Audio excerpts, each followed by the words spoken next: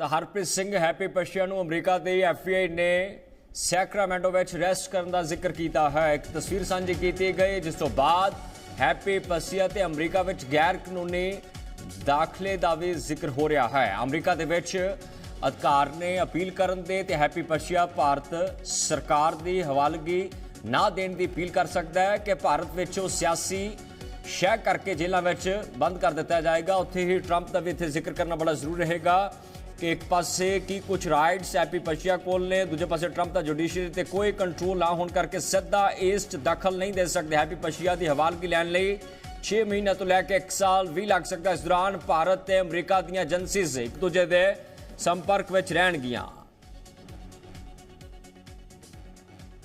देखिए, जब कोई अरेस्ट होता है अमेरिका में और उसको कोई दूसरा देश एक्सट्रैडिशन के लिए रिक्वेस्ट करता है तो उस इंसान के पास अमेरिकन कोर्ट्स के अंदर पूरा लीगल राइट्स और लीगल प्रोसेस होता है। अभी जैसे ये हैप्पी पशिया अरेस्ट हो गया है, हालांकि इसका केस भारत के केस से रिलेटेड नहीं है, आतंक से। इसका केस जिस पे ये अरेस्ट हुआ है वो है कि इसने अमेरिका के अंदर इलीगल एंट्री करी मेक्सिको से 2021 में और समथिंग लाइक दैट। अब अरेस्ट हो गया और इधर की रिक्वेस्ट ऑलरेडी डली पड़ी है कि इसे एक्स्ट्राडाइट किया जाए। तो ऐसे में क्या होगा, इसका केस जाएगा वहां पर एक मजिस्ट्रेट के पास, एक फेडरल कोर्ट में जाएगा कि भाई पहली बात एक्स्ट्राडिशन सही है, जो रिक्वेस्ट आई है, केस बनता है। उसके बाद जो उसकी जजमेंट आएगी उसको ये अपील करेगा, अगले लेवल कोर्ट पे जाएगा, डिस्ट्रिक्ट कोर्ट पे जाएगा।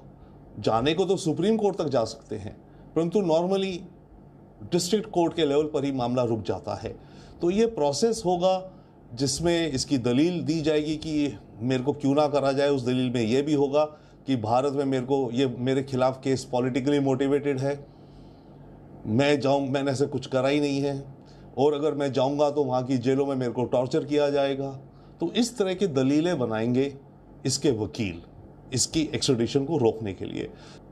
और इसमें वक्त जो लगेगा, वक्त कहीं 6 महीने से सालों साल लग सकता है, क्योंकि ट्रंप सरकार भारत की विचार, भारत की दर्द को समझती है, तो वो इसको अपने तरफ से तो स्पीडन अप फास्ट ट्रैक करेगी, परंतु अमेरिकी सरकार का कंट्रोल अपनी जुडिशरी पे नहीं है ना।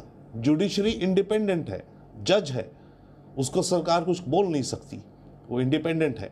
तो जज पे जो केस जाएगा, जज जो डिसाइड करेगा, उसके बाद जो होना है उस पर अमेरिकन सरकार क्विकली चलेगी। तो जो भी हो, ये पीरियड शायद करीब 6-1 महीने जल्दी अगर हुआ, नहीं तो कई साल भी लग सकते हैं। हमारी एजेंसीज टच में है अमेरिका के, तभी तो वहाँ पर ये इस एक्स्ट्रैडिशन रिक्वेस्ट की बात चल रही है इस समय। भारत की ओर से हमारी NIA, हमारी इंटेलिजेंस ब्यूरो, ये डेफिनेटली इन्वॉल्व होंगे। इसके अलावा हमारा मंत्रालय, ministry of external affairs involve होगा। इसके अलावा हमारी एम्बेसी के ऑफिशियल्स इन्वॉल्व होंगे वॉशिंगटन DC में, एज वेल एज जो हमारा कंसुलेट है सैन फ्रांसिस्को में। जब तक इसका ये केस चलेगा अमेरिका में, जब ये अपील करेगा, उस दौरान इसे कहाँ रखा जाएगा। वैसे तो अमेरिका में ही नॉर्मल बनता, परंतु ट्रंप सरकार ने कुछ महीनों से एक प्रैक्टिस नई चालू कर दी है, जिसमें ये लोग जो इलीगल इमिग्रेंट्स हैं, जिनको वायलेंट माना जाता है बहुत, उनको उठा करके फिलहाल साल्वाडोर की एक बहुत बड़ी जेल में भेज रहे हैं। तो ये भी हो सकता है कि इसको अमेरिकन गवर्नमेंट, क्योंकि इसके खिलाफ अमेरिका के अंदर तो केस है ना, इलीगल एंट्री है और डेंजरस इंसान है, इसको उठा करके साल्वाडोर को की उस बड़ी जेल में भेजा जा सकता है, इसे वो भी चांस है।